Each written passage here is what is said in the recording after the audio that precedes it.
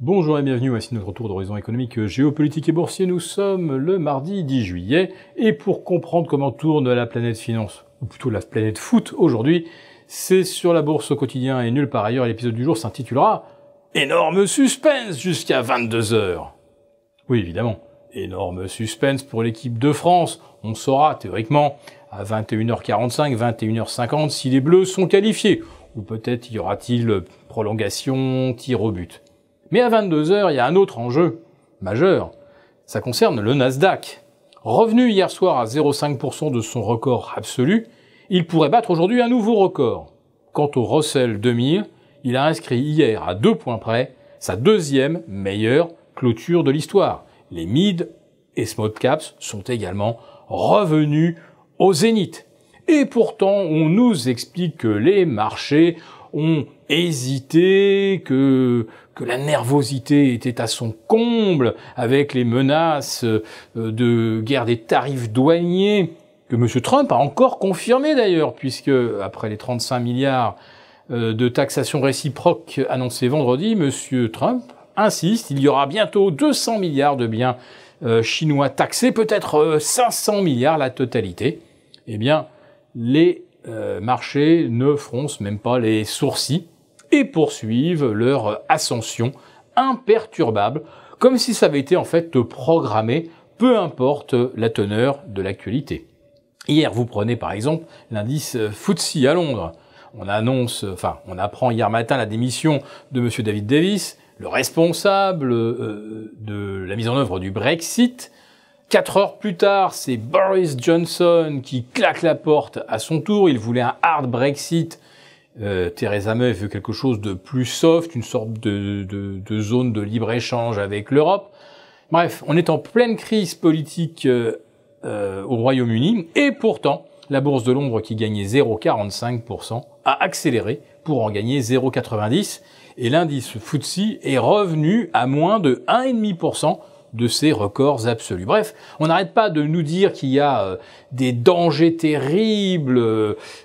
Tous les banquiers centraux vous disent le principal danger, c'est la guerre commerciale, les stratèges, le FMI, tous tiennent le même discours. Si on s'engage dans une guerre commerciale, ça va faire dérailler l'économie. Eh ben, on y est dans la guerre commerciale. Et qu'est-ce que ça fait dérailler? Eh bien, strictement rien. En fait, les marchés sont aussi inactifs ou aussi peu réactifs que s'ils étaient en train de contempler le match en direct, enfin un de ces matchs qui ont eu lieu à 16h et où on a vu les marchés s'arrêter complètement sur la planète. Oui, rien ne semble rien faire au marché. Alors, il y a toujours le dollar qui reste la variable déterminante, bah lui non plus, il ne fait rien. Hier, par exemple, on aurait pu voir le dollar progresser fortement contre la livre sterling. Alors la livre sterling, elle a eu un tout petit accroc, et puis, en fait, derrière, plus rien. Pas de variation sur l'euro-dollar, pas de variation sur le sterling-dollar, plus de variation non plus sur le yuan-dollar, à croire qu'on est décidément en vacances, ou que tout est fait pour que personne ne vende ou n'achète un bout de papier. C'est une ambiance assez particulière, assez malsaine d'ailleurs, parce qu'on sait, d'autre part, que si jamais on devait avoir un fort mouvement de marché, il n'y a aucune liquidité. On est sur des séances à 2 milliards à Paris. C'est des séances où, si jamais quelqu'un voulait sortir du papier, ça s'avérerait rapidement impossible. En fait, tout le monde aujourd'hui est coincé avec des positions à effet de levier et des séances, mais tellement inactives qu'il est impossible finalement de bouger une oreille. Alors tout ce qu'on espère, on prie pour qu'il ne se passe rien. Et jusqu'à présent, eh bien, ça se passe plutôt bien.